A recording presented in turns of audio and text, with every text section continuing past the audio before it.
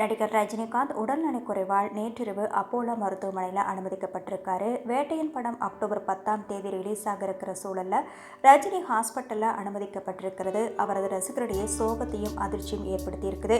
அவர் விரைவில் குணமாகணும்னு ரசிகர்களும் பிரபலங்களும் கூறி வராங்க. இந்த சூழல்ல ரஜினிகாந்துக்கு என்ன மாதிரியான சிகிச்சைகள் அளிக்கப்பட்டது என்பதை குறித்த தகவல் வெளியாகியிருக்கிறது. வயிறு தொடர்பான பிரச்சனை ஏற்பட்டதால் தான் அதற்கான சிகிச்சைக்காகவும் சில பரிசோதனை செய்வதற்காகவும் தான் அவர் அட்மிட் செய்யப்பட்டார்னு சொல்லப்பட்டுச்சு. மேலும் ரஜினியின் உடல்நிலை சீராக உள்ளதாகவும் யாரும் அச்சப்பட வேண்டியதில்லைனும் மருத்துவமனை நிர்வாகமும் அவருடைய குடும்பத்தினரும் தெரிவித்ததால ரசிகர்கள் நிம்மதியா இருக்காங்க.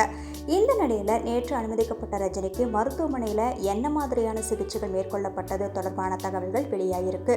அதன்படி அவருடைய அடிவயிற்றில் ரத்த நாளத்தில் சிறிய அளவிலான வீக்கம் ஏற்பட்டிருக்கிறது.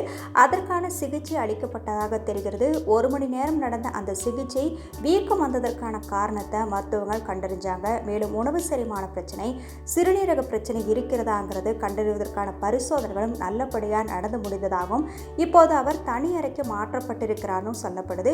இன்னைக்கு அல்லது நாளைக்கு டிஸ்சார்ஜ் செய்யப்படுவார்னு மருத்துவமனை வட்டாரங்கள் தெரிவிச்சிருக்காங்க.